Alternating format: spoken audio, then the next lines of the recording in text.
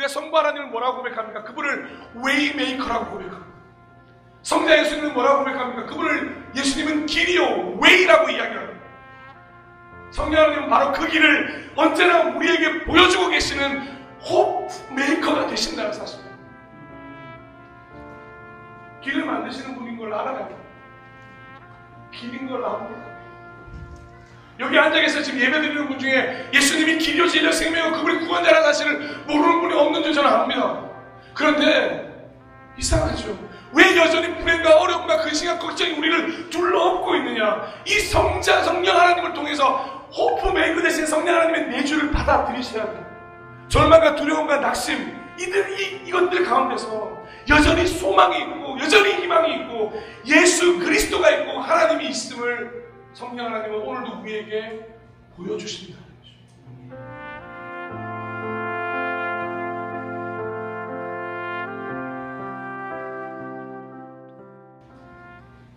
오늘 사도행전 2장을 읽어드리면서 시작했다시피 오늘은 교회력으로 성령 강림 주일입니다. 그리고 우리가 살펴보고 있는 사도행전의 별칭이 바로 성령 행전입니다. 그래서 오늘은 이 성령에 대하여 성경이 들려주는 이야기를 깊게 묵상해보는 시간을 좀 가져보고자 합니다. 총 6가지로 성령 하나님에 대해서 나눌 텐데요. 첫 번째로 성령은 하나님이시라는 것입니다.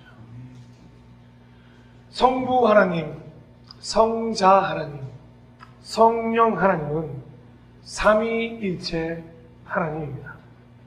성부 하나님은 계획을 하시고 성자 예수님이 그것을 성취하셨으며 성령께서는 그것을 오늘도 우리 삶 속에서 적용하시는 분이십니다.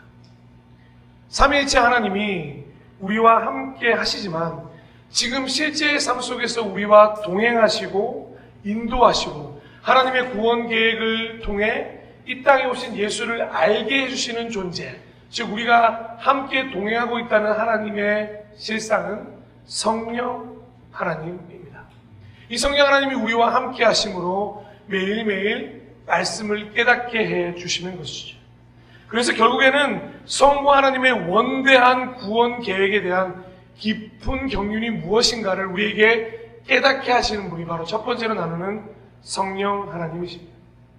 우리는 이 성령 하나님을 통하지 않고서는 성부 하나님이나 성자 예수님에 대해서 알 수 없다는 것입니다. 고린도전서 2장 10절에서 11절 말씀입니다. 하나님께서는 성령을 통하여 이런 일들을 우리에게 계시해 주셨습니다. 성령은 모든 것을 살피시니 곧 하나님의 깊은 경륜까지도 살피십니다. 사람 속에 있는 그 사람의 영이 아니고서야 누가 그 사람의 생각을 알 수 있겠습니까? 이와 같이 하나님의 영이 아니고서는 아무도 하나님의 생각을 깨닫지 못합니다. 아멘. 어떤 사람들은 이러한 사실을 인정하지 않으려고 합니다. 그리고 성령 하나님이 독립적인 존재가 아니라 그냥 성령 하나님이라는 이름 붙이기 싫어하는, 그래서 성령 정도로 표현하기도 합니다. 그들은 성령 하나님을 인격적 실체라고 보지 않고 그 스스로 존재하면서 성부 하나님, 성자 하나님, 성령 하나님이 함께 삼위일체 하나님을 만드는 것을 부인하기도 합니다.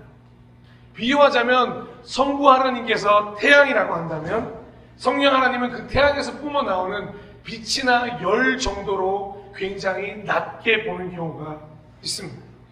하지만 성경은 성령 하나님이 분명히 독립적으로 존재하는 분이시며 성부 하나님, 성자 하나님과 마찬가지로 인격적인 관계, 즉 다른 존재들과 인격적인 관계를 맺는 하나님이라고 표현하십니다. 그것의 대표적인 사건이 뭐냐면 바로 마태복음 1장 18절입니다. 예수 그리스도의 태어나심은 이러하다. 그의 어머니 마리아가 요셉과 약혼하고 나서 같이 살기 전에 마리아가 성령으로 잉태한 사실이 드러났다. 아멘. 이 사실이 성령 하나님께서 인간과 어떻게 인격적인 관계를 하시는지에 대해서 가장 깊이 알려주는 구절이라고 알 수 있습니다. 이 성령 하나님의 잉태가 아니었다면 창세기 3장에서 말씀하셨던 하나님의 구원 계획은 이루어질 수가 없었다는 것이죠. 사람이 태어나기 위해서 여러 가지 방법들이 있습니다. 그런데 성경은 도무지 우리가 이해할 수 없는 방법으로 여자의 후손을 주시겠다고 말씀하셨어요. 그런데 여자의 후손은 어떻게 태어나게 되었냐? 바로 성령 하나님의 잉태를 통하여 태어나게 되었다는 것입니다. 자, 이렇게 하나님의 구원 계획을 통해 이 땅에 오신 성자 하나님이신 예수 그리스도께서 우리와 같은 몸을 가지고 이 세상에 오시는 과정에서 죄가 없는 사람으로 태어나게 하신 일을 성령 하나님이 이루셨다는 것입니다. 만약에 인간의 자녀로 오셨다면 예수님조차도 원죄를 소유하셔야 됐기 때문에 그렇습니다. 하지만 사람에게서 태어나지 않고 성령 하나님으로 잉태하심으로 죄가 없는 존재로 태어나게 되었다는 것, 바로 성령 하나님을 통해서 우리가 알 수 있다는 것입니다. 그래서 성령을 마치 물질이나 어떤 능력으로 생각해서 우리가 부릴 수 있다고 생각하거나 마음대로 할 수 있다고 생각하는 착각을 버려야 한다는 거죠. 어떤 분들이 이렇게 얘기하지 않습니까? 사랑하는 여러분, 성령을 받으십시오! 무슨 에네르기파도 아니고 갑자기 성령을 이렇게 받으십시오 그러면 예 받겠습니다 하고 받을 수 있는 게 아니라는 뜻입니다. 성령은 우리가 주고 받을 수 있는 어떤 물질이 결코 아닙니다. 특별히 어떤 목회자나 특정 어떤 사람에 의해서 선포되어짐으로 성령 하나님이 그 사람에게 임하는 것 절대 아닙니다. 우린 이걸 놓치고 있기 때문에 소위 성령 대부흥 집회라든가 그런 이름을 가지고 있는 집회에 가면 자꾸 착각하게 됩니다. 그 부흥성회를 참석하고 나면 내가 성령을 받을 수 있다고 착각합니다. 성령을 받으라 이 말을 하실 수 있는 유일한 분은 성자 하나님 예수님밖에 없음을 꼭 기억하셨으면 좋겠습니다. 성령은 결국 물질이나 어떤 능력이 아니라 하나님이라는 것. 우리가 성령 하나님에 대해서 배울 때 가장 먼저 기억해야 되는 게 바로 이 부분이라는 거죠.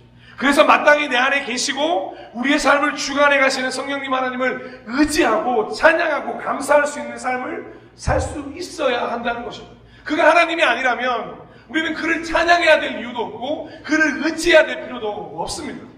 그런데 그걸 어떤 능력이라 생각하니까 그 성령님의 어떤 능력으로 해서 그 능력치가 각자에게 다르다고 하는 판단까지 가게 되는 거죠. 성령 하나님은 동일하게 우리 가운데 역사하고 계십니다.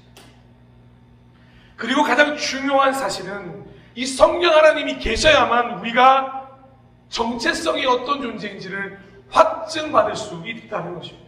왜 우리가 하나님의 자녀가 될 수 있는지 아십니까? 이 성령 하나님께서 하나님께 증언하시기 때문에. 로마서 8장 14절에서 16절입니다. 하나님의 영으로 인도함을 받은 사람은 누구나 다 하나님의 자녀입니다. 여러분은 또다시 두려움에 빠뜨리는 종살이의 영을 받은 것이 아니라 자녀로 삼으시는 영을 받았습니다.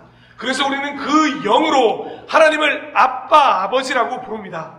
바로 그때 그 성령이 우리의 영과 함께 우리가 하나님의 자녀임을 증언하십니다. 아멘.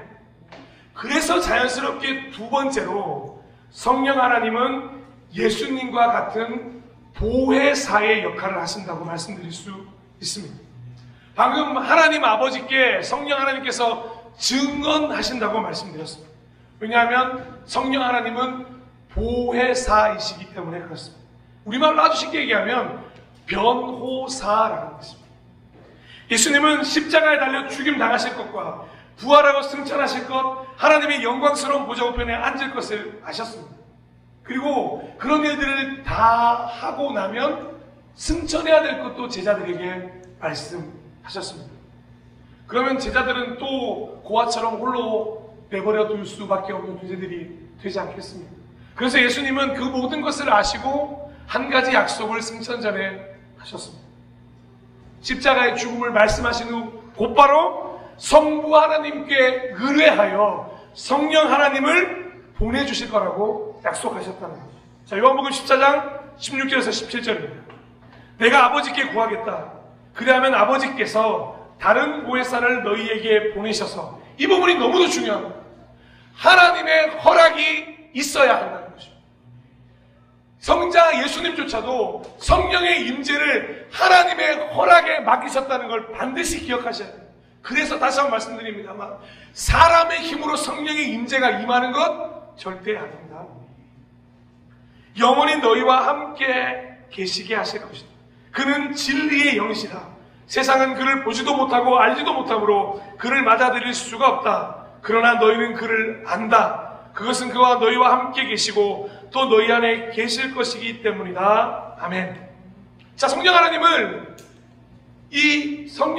또 다른 보혜사와 진리의 영으로 설명하고 계시는데, 설명하신 대로 성령 하나님은 또 다른 보혜사라는 말은 헬라어로 파라클레토스라고 하는 경우도 있는데, 보호자, 돕는 자, 은혜로 돕는 스승이라는 의미가 있습니다. 그러니 성령 하나님은 예수님이 살아 생전에 하셨던 것처럼, 제자들과 함께 이 땅을 살아가셨던 분 것처럼 성령 하나님을 보내셔서 사람들을 돕고 보호하실 수 있는 하나님을 또다시 아버지께 구했고 하나님은 허락해 주셨다는 것입니다. 그래서 예수님이 보혜사를 말씀하실 때 또 다른 보혜사를 너희에게 보낼 거라는 표현을 쓰셨던 것입니다. 그러니까 예수님 당시의 시절로 돌아가 보면 제자들에게 지금 내 앞에 계신 예수님께서 보혜사이신데, 이 보혜사께서 하늘로 승천해서 올라가시면 또 다른 보혜사가 올 거라는 말을 들었다는 이야기. 그리고 그 또 다른 보혜사가 사도행전 2장을 통해 우리에게 오신 것입니다. 자, 그때까지 계속해서 기다려야 되는데, 그러므로 성자 하나님과 성령 하나님은 둘 다 보혜사로서 동등한 관계이고, 성자 하나님이 하셨던 사역을 성령 하나님이 이어가신 것으로 우리가 생각하면 되는 것입니다. 그리고 또 하나 이 보혜사를 설명하시면서 재밌는 이야기를 하나 하셨는데, 성령 하나님을 진리의 영이라고 말씀하셨어요. 예수님이 뭐라고 말씀하셨습니까? 내가 곧 길이요 진리요 생명이다라는 말씀으로 자신이 진리이심을 드러내셨어요. 그러면 진리의 영, 예수 그리스도의 영, 이렇게 바꾸어 부를 수 있겠죠. 그러니 성령 하나님께서는 한 명의 하나님이시지만 진리이신 예수 그리스도를 이 땅에 보여주시는 진리의 영이라는 말씀이죠. 그러니까 우리에게 보혜사로 무엇을 가르쳐 주시느냐, 그가 우리를 어떻게 도우시느냐, 우리를 도우신다는 말을 우리가 오해하고 우리가 어려움 속에서 자꾸 그것을 헤쳐나갈 힘을 얻는데 도우심을 준다고 생각하는 아주 축약된 생각이 있는데, 여기서 도우신다는 말은 뭐냐면 우리가 죽을 수밖에 없었지만, 우리는 다 죽어야 마땅한 죄인이지만 하나님께서 도우심으로 말미암아 구원을 받을 수 있는 그 은혜를 입었다는 뜻의 도우심. 우리가 구원받을 수 있는 유일한 방법은 예수 그리스도라는 진리, 그 예수 그리스도를 알게 하는 영이 바로 성령 하나님이고, 그 성령 하나님을 통하여 우리는 구원을 경험할 수 있게 된다는 것이죠. 그래서 날마다 그 진리의 영이 우리와 함께 하시면서 우리를 도우시는데, 어떻게 우리를 도우시냐, 우리의 삶 속에서 계속해서 하나님이 어떤 분이시며 예수 그리스도가 어떤 분이시며 진리가 무엇인지를 아는 것을 도우신다는 것이죠. 그런데 우리가 이 예수님의 역할을, 세상에서 역할을 보면서 성령님의 역할도 너무 축소시키는 경우가 있는 거예요. 마치 아주 작은 일마저도 예수님이 성령님이 도와주시지 않으면 무슨 보혜사야, 무슨 돕는 자야 라고 말씀하시는 경우가 있다는 거죠. 그런데 이 도우심의 영역을 확장하셔요. 우리 성령 하나님을 아주 작은 하나님으로 만들지 마시고 아주 큰 하나님으로 만드셔서 매일의 우리의 삶 속에서 예수 그리스도를 세상에 알게 만드는, 바로 여러분들을 통해 그 진리를 드러내게 하시는 영으로 성령 하나님을 사용하셨으면 좋겠습니다. 요한복음 16장 13절에 이런 말씀이 있습니다. 그러나 그분 곧 진리의 영이 오시면 그가 너희를 모든 진리 가운데로 인도하실 것이다. 그는 자기 마음대로 말씀하지 않으시고 듣는 것만 일러주실 것이요 앞으로 올 일들을 너희에게 알려주실 것이다. 아멘. 그러니 우리가 왜 성령님과 동행해야 되겠습니까? 이 진리를 품고 살면서 앞으로 일어날 모든 올 일들을 우리에게 알려주시는 분이 바로 이 성령 하나님이시라는 것 기억해야 한다는 것입니다. 그래서 어떤 분들이 이제 이렇게 묻는 거죠. 그러면 그 하나님을 어떻게 받을 수 있습니까? 어떻게 그 성령 하나님은 임재하십니까? 세 번째 이야기는 성령 하나님은 믿음을 가진 자에게 임재하시고 함께 하신다는 것입니다. 사랑하는 여러분, 제가 오늘 계속해서 강조드리지만 성령 하나님은 누군가의 명령이나 어떤 사람의 권유로 이루어지는 임재가 아닙니다. 많은 분들이 이 부분을 오해하고 있기 때문에 성령 하나님에 대해서 자꾸만 오해하게 되는데요. 성령 하나님은 여러분이 믿음을 가진 순간 이미 여러분과 함께 하고 계십니다. 성령은 예수를 주로 고백하기만 하면 하나님을 아버지로 보신 이들에게 믿음의 고백이 있는 누구에게나 임재하시는 하나님이라는 것이죠. 그러다 보니까 언제 가장 많으면 특별히 침례의 현장에서 이 성령 하나님을 만날 수가 있습니다. 마태복음 3장 16절입니다. 예수께서 침례를 받으시고 곧 물에서 올라오셨다. 그때 하늘이 열렸다. 그는 하나님의 영이 비둘기같이 내려와 자기 위에 오는 것을 보셨다. 아멘. 자, 침례와 성령의 현장. 또 있습니다. 사도행전 2장 38절입니다. 베드로가 대답하였다. 회개하십시오. 그리고 여러분 각 사람은 예수 그리스도의 이름으로 침례를 받고 죄의 용서를 받으십시오. 그리하면 성령을 선물로 받을 것입니다. 아멘. 그러면 믿음의 현장에 있고 먼저 성령의 임재가 있고 침례를 받은 경우는 없었을까? 그 경우도 있습니다. 사도행전 10장 47절입니다. 이 사람들도 우리와 마찬가지로 성령을 받았으니 이들에게 물로 침례를 주는 일을 누가 막을 수 있겠습니까? 라고 하는 순서가 바뀐 경우도 있습니다. 그런데 분명한 건 성령 하나님의 임재는 믿음을 기초로 한다는 거죠. 믿는 자에게는 누구나 성령 하나님이 함께하고 계신다는 것입니다. 여러분에게 믿음이 있으십니까? 그러면 성령 하나님이 지금 여러분과 동행하고 있음을 부인할 수 없다는 것입니다. 그리고 결론적으로 성령 하나님은 믿음을 가진 우리에게 임재하심을 통해 이제 우리 안에 그토록 소중한 말씀, 내주하심, indwelling이라고 하는 이 아주 중요한 말씀. 성령님이 나를 다스리시는데 왕으로 다스리시는 게 아니라 함께 주인되어 함께 연합하여 우리의 삶을 인도해 가시는 그 내주의 경험을 성령 하나님이 시작하신다는 거죠. 그리고 그 경험을 통해 우리를 성전으로 만들어 가신다. 그러니 예수 그리스도에 대한 믿음을 가지는 순간 성령의 임재를 통하여 그 순간부터 우리는 성령 하나님을 모신 성전이 된다는 것이죠. 고린도전서 6장 19절입니다.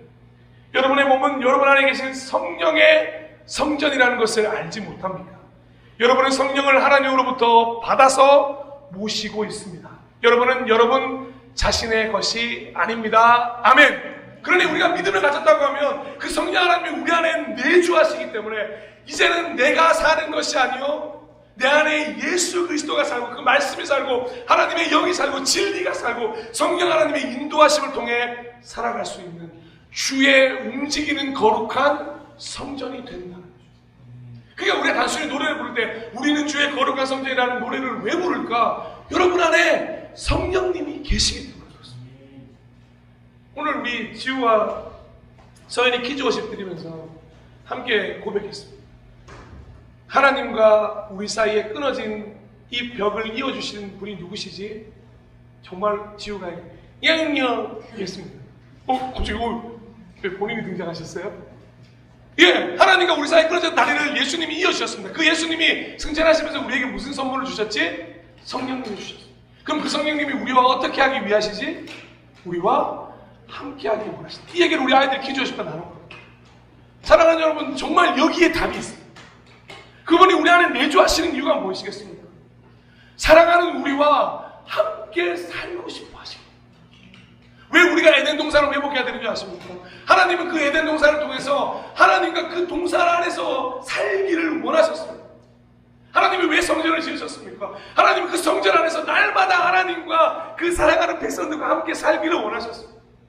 지금 우리는 교회로 왜 만들었습니까? 이 교회라는 것을 통하여 수많은 백성들이 하나님을 사랑하는 사람들이 모여 하나님을 찬양하고 예배하는 그 공동체를 만든 것 아니겠습니까? 여러분들 걸어다니는 성전이 왜 걸어다니는 성전이겠습니까? 성령 하나님을 모셨기에 언제나 그 안에서 찬양이 흘러나오고 기쁨이 흘러나오고 감사가 흘러나오는, 그러니 움직이는 거룩한 성전이 되게 하시는 분이 바로 성령 하나님의 내주하심이라는 것입니다. 그러면 이렇게 이야기할 수 있겠죠.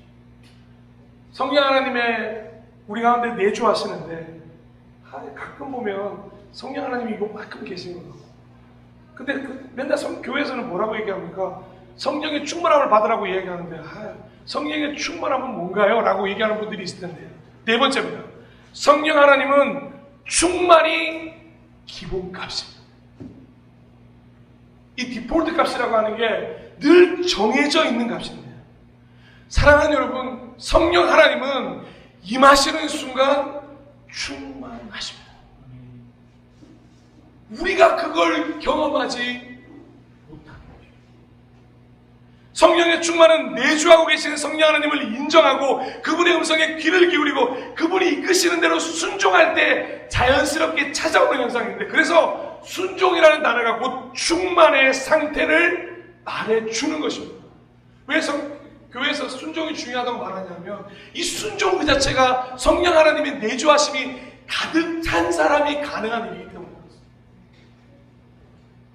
순종하지 못할 때 우리 안에 드는 마음이 뭐냐면 그런 마음 아니겠습니까?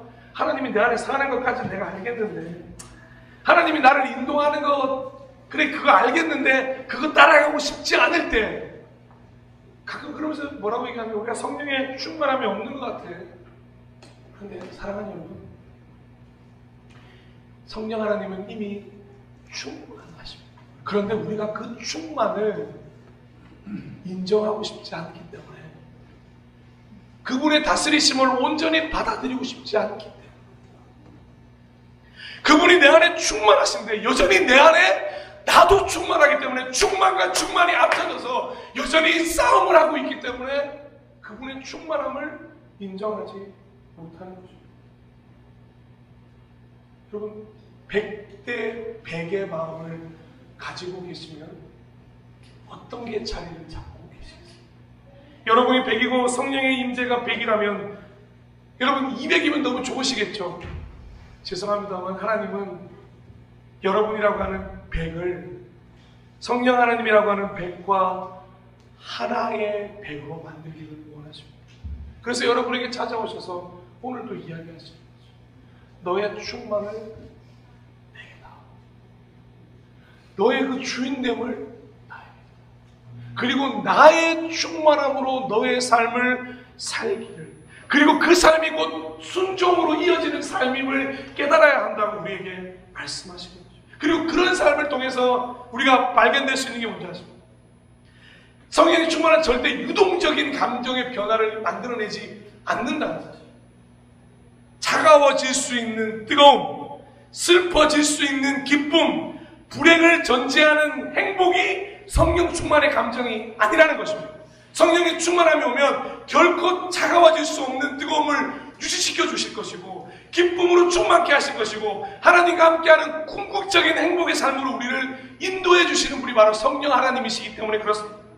그래서 또 하나 성령 하나님이 우리 가운데 충만하다는 것을 발견할 수 있는 것이 순종과 더불어 바로 기쁨이라는 것입니다. 누가복음 10장 21절입니다. 그때 예수께서 성령으로 기쁨에 차서 이렇게 아뢰었다. 하늘과 땅의 주님이신 아버지, 이 일을 지혜 있는 사람들과 똑똑한 사람들에게는 감추시고 철부지 어린아이들에게는 드러내 주셨으니 감사합니다. 그렇습니다, 아버지. 이것이 아버지의 은혜로우신 뜻입니다. 아멘. 성령이 찾아오시면 이 기쁨이 임하는데, 이 예수님의 기쁨, 여기서 등장하는 기쁨이 뭐냐면 헬라어로 아갈리아오라는. 근데 이 단어를 꼭 기억하셔야 되는 게, 이 아갈리아오는 하나님으로부터 허락되어지는 변도 없는 기쁨을 의미합니다.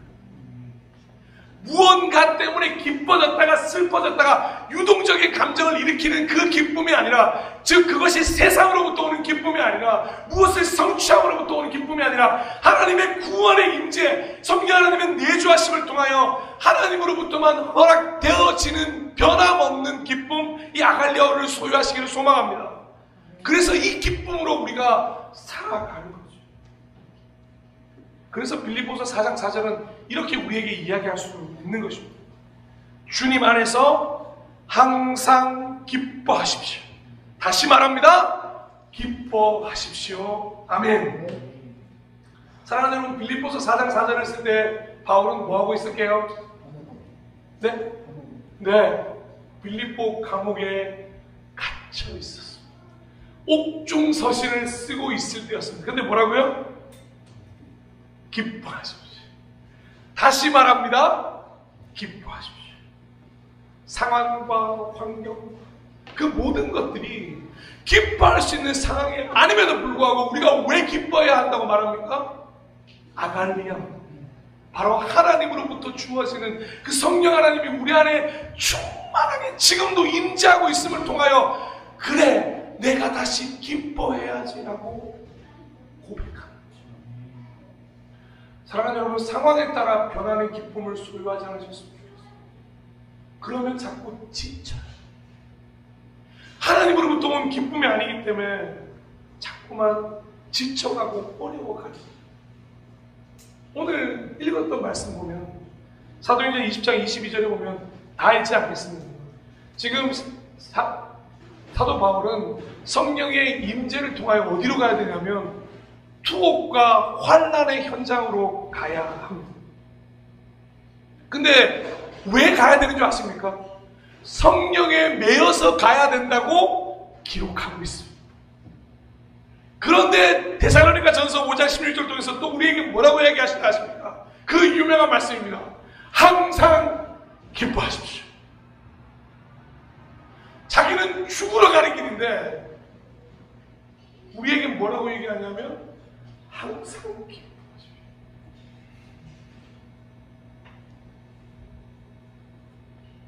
왜 우리가 기쁨을 잃어버렸을까요?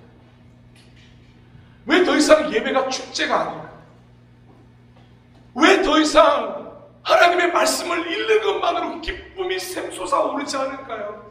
다시 한번 이 성령의 내주를 돌아보십시오. 지금 여러분 안에 충만한 것은 무엇입니까? 하나님은 이미 믿음을 통하여 우리 안에 충만한 성령님을 허락해 주셨습니다. 하지만 그 성령의 충만함을 느끼지 못하게 하는 다른 충만을 여러분이 소유하고 있다면 이 기쁨은 우리에게 찾아올 수가 없고 매일 근심과 걱정 속에 매달릴 수밖에 없는 것입니다. 하나님이 다시 말씀하십니다. 항상 기뻐하십시오. 왜 그러냐? 왜 기뻐해야 되냐? 다섯 번째, 성령 하나님은 바로 우리에게 호프 메이커가 되어주시기 때문입니다. 그분은 우리에게 희망을 만들어주시는 분이시기 때문입니다. 우리가 성부 하나님은 뭐라고 고백합니까? 그분을 웨이 메이커라고 고백합니다. 성자 예수님은 뭐라고 고백합니까? 그분을 예수님은 길이요 웨이라고 이야기합니다. 성령 하나님은 바로 그 길을 언제나 우리에게 보여주고 계시는 호프 메이커가 되신다는 사실입니다. 길을 만드시는 분인 걸 알아가요. 길인 걸 압니다. 여기 앉아 계셔서 지금 예배드리는 분 중에 예수님이 길이요 진리요 생명이고 그분이 구원자라는 사실을 모르는 분이 없는 줄 저는 압니다. 그런데 이상하죠. 왜 여전히 불행과 어려움과 근심과 걱정이 우리를 둘러엎고 있느냐? 이 성령 하나님을 통해서 호프 메이커 대신 성령 하나님의 내주를 받아들이셔야 돼요. 절망과 두려움과 낙심 이것들 가운데서 여전히 소망이 있고 여전히 희망이 있고 예수 그리스도가 있고 하나님이 있음을 성령 하나님은 오늘도 우리에게 보여주신다는 거죠. 무인도에 갈 때 여러분은 무엇을 가져가시겠습니까? 라고 하는 질문을 들어보신 적이 있으십니까? 어떤 분들은 무인도에 갈 때는 김병만만 데려가야 된다고 하시는 분입니다. 사랑하는 여러분, 무인도에 가든 유인도에 가든 세상이라는 섬을 떠돌든 우리에게 필요한 건 성령 하나님이십니다. 다른 걸 붙들고 다른 걸 의지하게 됩니다. 근데 꼭 이렇게 질문하실 때 꼭 예, 성령 하나님이요 그러면은 약간 분위기가 이상해질 겁니다. 이해하셔야 돼요. 그럼에도 불구하고 여러분 마음속으로 그 어떠한 상황이 있더라도 내가 희망이 끊어지고 소망이 끊어지는 그 순간에도 나에게는 성령 하나님이 함께하고 계심을 잊지 말아야 합니다. 로마서 5장 5절입니다. 이 희망은 우리를 실망시키지 않습니다. 하나님께서 우리에게 주신 성령을 통하여 그의 사랑을 우리 마음속에 부어주셨기 때문입니다. 아멘. 로마서 15장 13절입니다. 소망을 주시는 하나님께서 믿음에서 오는 모든 기쁨과 평안을 여러분에게 충만하게 주셔서 성령의 능력으로 소망이 여러분에게 차고 넘치기를 바랍니다. 아멘. 갈라디아서 5장 5절은 우리 다 함께 읽어봤으면 좋겠습니다. 시작. 그러나 우리는 아멘. 아멘. 우리가 이 소망을 소유해야 합니다. 그리고 그 성령 하나님과 함께하는 우리를 통하여 그리스도인들이 이 땅에 뭐가 되겠습니까? 호프가 되게 하십니다. 호프 메이커가 계속 우리를 뭘로 만드시냐면 호프 희망으로 만드는 것입니다. 그래서 그리스도인들이 이 땅에 희망이 되는 왜 우리가 희망이냐? 성령 하나님이 우리 안에 계시기 때문입니다. 사도행전 1장 8절은 이렇게 이야기합니다. 그러나 성령이 너희에게 내리시면 너희는 능력을 받고 예루살렘과 온 유대와 사마리아에서 그리고 마침내 땅 끝에까지 이르러 내 증인이 될 것이다. 아멘. 예수 그리스도의 증인이 되는 유일한 방법은 성령이 너희에게 내리시면으로 시작하는 것입니다. 성령이 우리에게 내리셨습니다.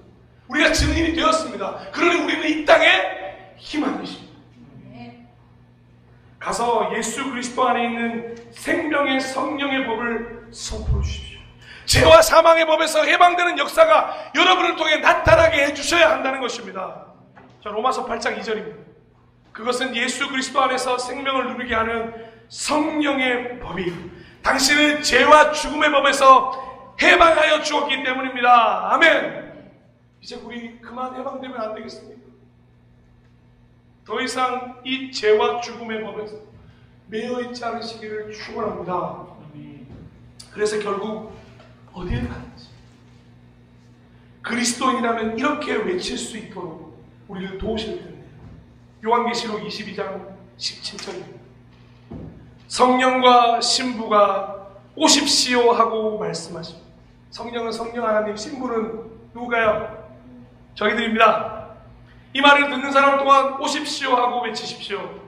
목이 마른 사람도 오십시오. 생명의 물을 원하는 사람은 거저 받으십시오. 아멘. 우리가 성령의 충만함을 통하여 많은 이들에게 이 성령 하나님을 연결시켜 줄 수 있는 고리가 되시기를, 그 다리가 되어 주시기를 축복합니다. 그리고 마지막으로 성령 하나님은 가장 가까이서 우리를 도우시는 분이라는 것을 아셨으면 좋겠습니다. 로마서 8장 26절입니다. 이와 같이 성령께서도 우리의 약함을 도와주십니다. 우리는 어떻게 기도해야 할지도 알지 못하지만 성령께서 친히 이루다 말할 수 없는 탄식으로 우리를 대신하여 간구하여 주십니다. 아멘. 기도 어려우십니까? 뭘 기도해야 될지 모르시겠습니까? 지금 너무도 산적한 문제가 눈앞에 있는데 이거 대체 내 힘으로 어떻게 할지 모르시겠습니까? 그러면 말할 수 없는 탄식으로 여러분을 대신 기도해 주신 성령 하나님께 맡기십시오. 그냥 성령 하나님 도와주세요. 맡기세요. 그냥 우리 힘으로 이걸 어차피 못합니다. 성령 하나님이 하셔요. 에베소서 6장 18절입니다. 여러분은 또한 언제나 기도하며 하나님의 도우심을 청하십시오. 모든 경우에 성령의 도움을 받아 기도하십시오. 늘 깨어서 꾸준히 기도하며 모든 성도들을 위하여 간구하십시오. 아멘. 성령의 능력을 통하여 기도하시는 여러분 되기를 소망합니다. 한 구절만 더 볼까요? 디모데후서 1장 14절입니다. 우리 안에 살고 계시는 성령으로 말미암아 그 맡은 바 선한 것을 지키십시오. 아멘. 그리고 오늘 가장 마치 나누고 싶었던 말씀, 유다서 1장 20절 말씀입니다. 다 같이 큰 목소리로 한번 읽어봤으면 좋겠습니다. 시작. 그러나 사랑하는 여러분은 여러분의 가장 우리한 믿음의 터전 위에 스스로를 세우고 성령의 도우심을 받아 기도하십시오. 아멘. 믿음의 터전 위에 서셨습니까? 그러면 이제는 스스로를 올바르게 서서 성령님의 도우심을 받아 기도함으로 말미암아 놀라운 하나님의 역사를 경험하게 되시기를 소망합니다. 도움이 필요하시다면 언제나 우리의 기도를 듣고 응답하실 준비가 되어 계신 성령님이 우리와 함께 하고 계신다는 것. 이게 성령 강림주일의 가장 여러분 6가지 많은 내용을 나눴습니다만 죄송합니다만 다 잊어버리셔도 제가 뭐라고 드릴 말씀 없습니다. 딱 한 가지만 기억하시면 안 되겠습니다. 성령님이 우리와 함께 하십니다. 그리고 그 하나님의 동행은 여러분이 어딜 가시든지 변함이 없다는 것입니다. 그분이 가장 좋은 길로, 지금 우리에게 가장 좋은 방법으로 인도해 주실 것을 믿습니다. 설교를 마무리하겠습니다. 사랑하고 존경하고 축복하는 예배자 여러분, 오늘 우리는 성령 하나님에 대해서 함께 나누었습니다. 이미 우리는 믿음으로 내주하시는 성령님과 함께하고 있는 그리스도인들이라는 것, 그렇다면 순종과 기쁨이라는 충만도 충분히 드러낼 수 있는 존재라는 것을 다시 한번 확인시켜 드렸습니다. 그러기 위해 우리가 우리의 희망이 되시는 성령 하나님의 도우심을 구하며 나아갈 수 있는 여러분 되기를 간절히 바랬습니다. 그러면 성령 하나님께서 우리를 가장 좋은 길로 인도해 주실 것이라는 것도 분명히 확인을 했습니다. 하나님 나라에 이르기까지 이 항해의 선장이 되어주실 성령 하나님이시라는 것을 우리는 믿습니다. 그러니 우리가 해야 될 것 이제 딱 한 가지 이것입니다. 데살로니가 전서 5장 19절 말씀입니다. 성령을 소멸하지 마십시오. 믿음을 잃어버리지 마십시오. 그 어떤 것들이 여러분들을 찾아온다고 하더라도 믿음은 꼭 지키시기를 축복합니다. 특별히 우리 다음 세대 친구들이 이 믿음 지키기 어려운 시대에 우리 왼쪽부터 효민이, 서연이, 뒤에 가연이, 또 우리 시은이 이미까지 우리 지우서이, 사랑하는 여러분 축복 한번 해주시면 안 되겠습니까? 우리 이 아들이 믿음을 지키고 성령 하나님을 절대 소멸시키지 않는 삶을 살기를 축복합니다. 아멘. 에베소서 4장 3절에 성령이 여러분을 평화의 띠로 묶어주셔서 하나가 되게 해주신 것도 힘써 지키라고 말씀하셨습니다. 사랑하는 여러분, 오늘 우리 이 성령님이 묶어주신 이 교회 공동체를 힘써 잘 지킬 수 있기를 소망합니다. 네. 개인적으로는 성령을 소멸하지 않고 교회적으로는 하나가 되게 해주신 것을 힘써 지킬 수 있도록 저부터 노력하겠습니다. 함께 이 노력을 통하여 정말 성령 하나님이 우리 교회를 불타게 만드신 성령의 불타는 교회가 되어봤으면 좋겠습니다.